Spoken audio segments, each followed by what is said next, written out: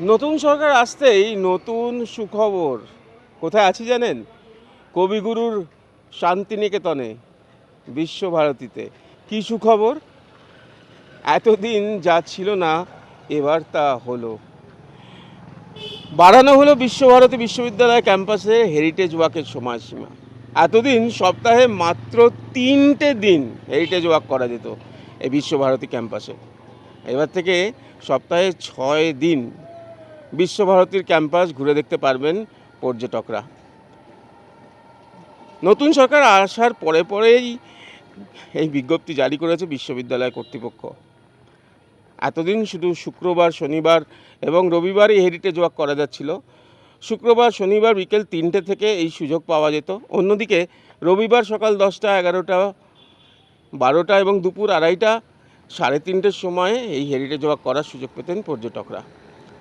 এখন থেকে বৃহস্পতিবার বাদে প্রতিদিন শান্তিনিকেতন আশ্রম প্রাঙ্গণ ঘুরে দেখতে পারবেন পর্যটকরা। 23 সালের 17ই সেপ্টেম্বর শান্তিনিকেতনকে ওয়ার্ল্ড হেরিটেজ তকমা দেয় ইউনেস্কো।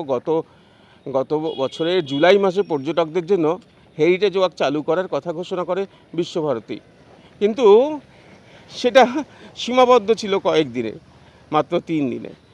এবার থেকে 6 দিন খুলে গেল সবার জন্য। শান্তিনিকেতনে উপাসনা মন্দির, ছাতিমতলা, কবিগুরুর স্মৃতিধন্য আম্রকুঞ্জ, এই সমস্ত জায়গা, ঘণ্টাতলা, চৈতি গৃহ, কলাভবন, সঙ্গীত ভবন, রামকিঙ্কর বেজের ভাস্কর্য, সমস্ত বিশ্বের পর্যটকদের আকর্ষণ, সেগুলো এবার দেখা যাবে ভালো করে, প্রাণ ভরে। প্রতি সোমবার, মঙ্গলবার, শুক্রবার, শনিবার বেলা 3:30 এবং বিকেল 4:30টের সময় পর্যটকরা শান্তিনিকেতন আশ্রম ঘুরে দেখতে পারবেন।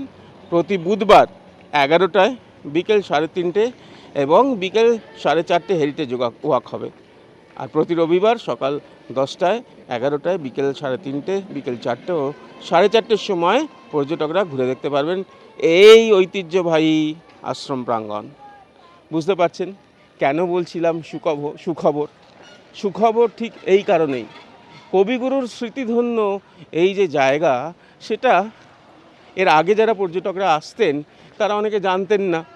ভুলবশত ওই 3 দিনের ছাড়া উইকডেজে চলে আসতেন। শুক্রবার, শনিবার, রবিবার ছাড়া অন্য দিনে এলে হতাশ।